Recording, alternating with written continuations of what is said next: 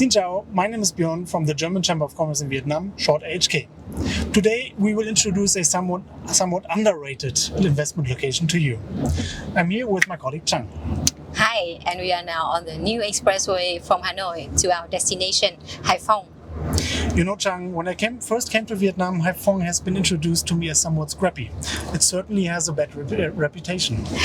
Well, yes, its image is just like Cleveland or Naples, but you know, things change very quickly.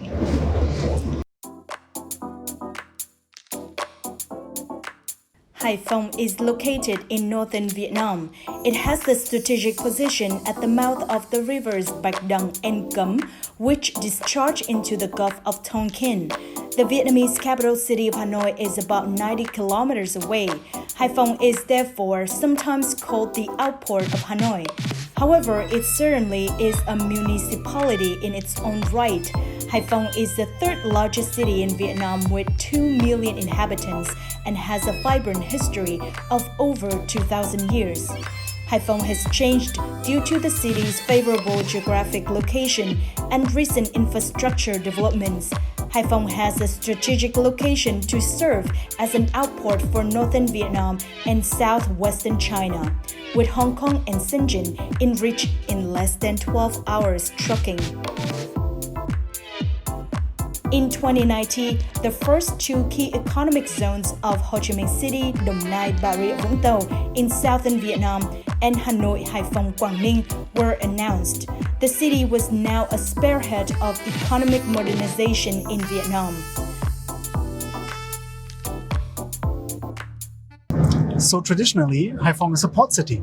Yes, but recently we have experienced many socio-economic development thanks to many key infrastructure projects. And we will now take a look at these. Exactly, but first we have to pick up our boss, Marco. The Hanoi-Haiphong Expressway is a modern 6-lane road meant to relieve the pressure on the old national highway and to speed up transportation time. It now only takes about 90 minutes from Hanoi to Haiphong. The new port Lạch Huyện, also known as Haiphong International Container Terminal, is a deep water port. While the river port is only 7 meters deep, the new Lạch Huyện port has a draft of 14 meters. Even the biggest container ships can now call Haiphong. The expansion of the port is still ongoing with the second phase bound for completion in 2020. Access to the new port is possible via the newly erected Tân Vũ Lạch Huyện Bridge. With 5.4 kilometers, it is the longest sea crossing bridge in Southeast Asia. Goods heading to Europe are still mostly shipped out through fetters, and it takes about 25 days to ship goods from here to Europe. Bạch Đằng Bridge. Thanks to this bridge, the neighboring cities of Haiphong and Hạ Long came much closer. The thin line between them is the mighty Bạch Đằng River. It reduces the distance between Haiphong and Hạ Long from 75 kilometers to just 25 kilometers. Equally traveled distance from Haiphong to the Chinese border shrank by 50 kilometers to just 240 kilometers, and the industrial area of Shenzhen can be reached in less than 12 hours trucking. Cát Bi International Airport, Haiphong's main airport, received an all-new terminal and a runway renovation, and is now able to serve modern wide-body aircraft. It serves many domestic as well as direct international routes within Asia. In 2019, the airport was voted the best in Vietnam. Greetings, Hey, boss. hello, hello, Björn. So you're coming from Ho Chi Minh City? Yeah, right. So I just arrived at this small but really convenient airport. Yes. So according to the survey last year, this airport has the best aviation service in Vietnam. Really? And it really deserves this. But I think now let's get rolling. Hans Kerstens from the Deep Sea Industrial Zone is waiting for us right now. Let's go. Yes.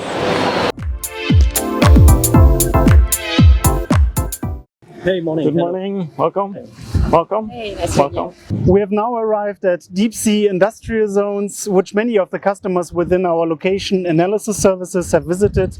All of them have returned with a very favorable image. In fact, this is one of the best industrial zones we have in Vietnam. This is why we would like to introduce you to Deep Sea today. Hans, can you please introduce us to your industrial zone here in Haiphong? Sure. Firstly, welcome to Haiphong again. So Deep Sea started in 1997 when the local authorities, together with a Belgian group called Renteport, started our first industrial park here in Haiphong. Over the years, we have acquired in total 5 industrial parks, accounting or amounting to 3,500 hectares.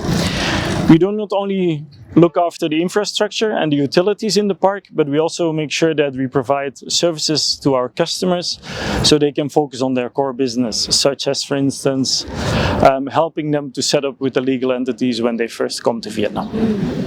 That sounds very great and promising. So let's have a look at the industry zone now. Sure, and along the way we'll also introduce you to the ready-built factories that we are now offering to customers as well. Sure, that's great. So Hans, who are the investors to your industrial zones and to Haiphong overall? Most investors were Vietnamese, then followed by a wave of Japanese, Korean, and we now see a lot of companies making the jump from China to Vietnam, being Chinese companies, Taiwanese, but also European companies.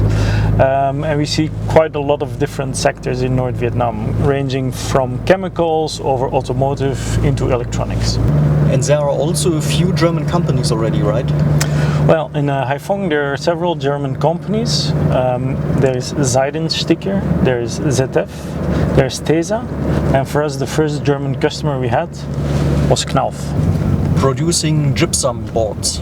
They are indeed producing plasterboard, and you can see them just around here.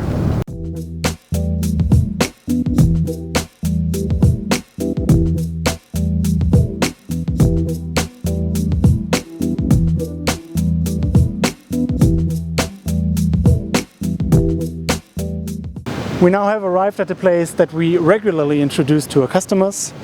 Many of them want a quick entry and do not want to bind too much capital. Hans, what can you offer them here? Well, Björn, in that case, what we offer them is what we call a ready-built factory or a ready-built warehouse, and you see some of those behind us. So Deep Sea has, in that case, prepared the buildings, has prepared all the construction permits and so forth, and the customer just needs to bring in his or her equipment so they can start producing in a very swift manner. And how about the utility services? Do your tenants have to install it by themselves? Well, the way how we organize it, Marco, is that within the fence of the industrial park, we are in charge of developing the electricity grid, the water grid, wastewater, telecom, sewage, drainage, and then we will make sure that in front of every customer's land plot he can connect directly to our grid. So we try to make it as easy as possible for the tenant to get to his or her utilities. Sounds great. Thank you.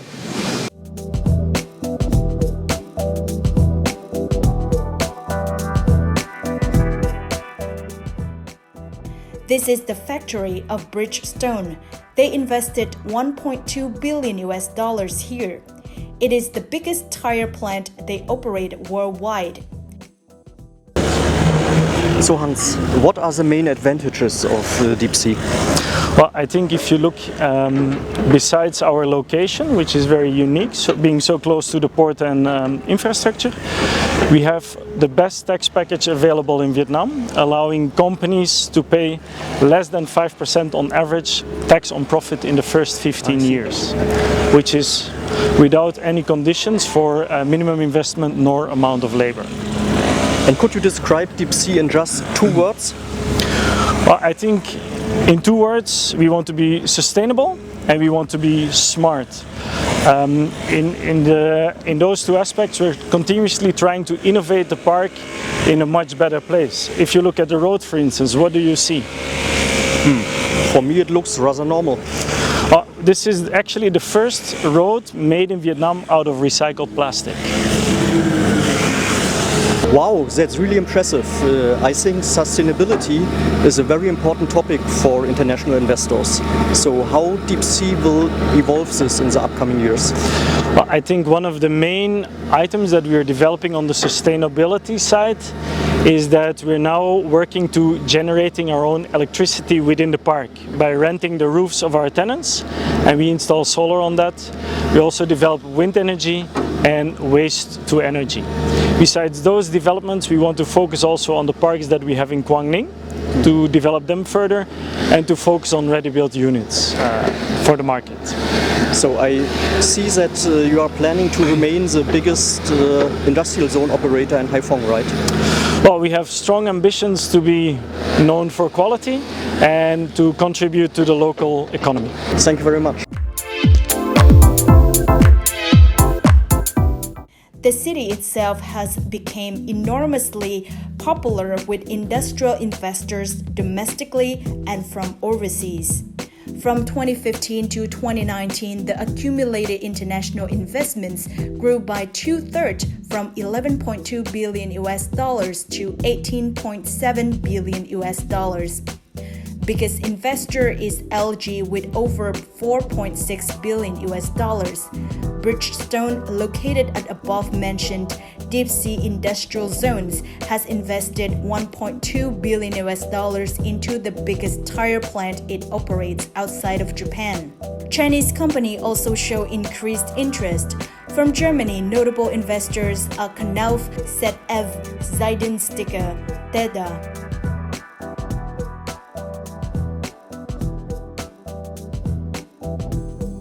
Investors value the port access, the connection to the hinterland, the tax and export incentives, as well as the labor supply.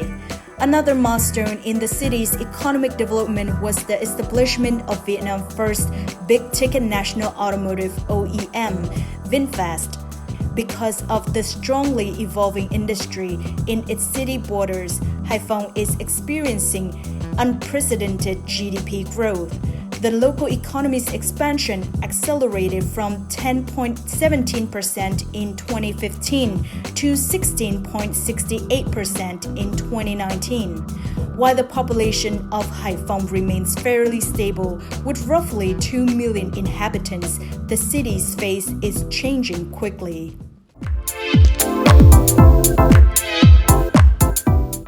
While still scrappy in many parts, Haiphong is modernizing. Vingroup has built a huge new township close to the city center with a blocker likening it to a suburban project in Florida.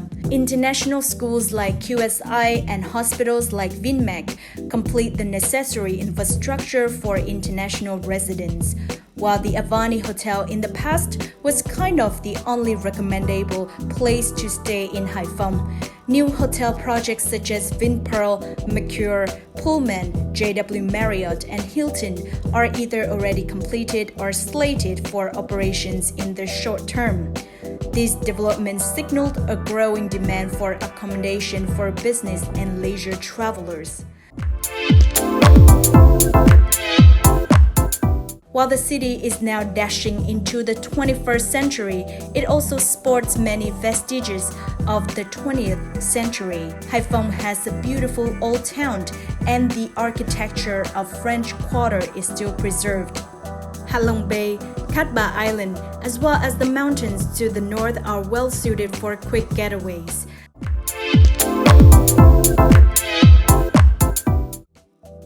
The city is also famous for its cuisine like bánh đa cua and bánh mì quê.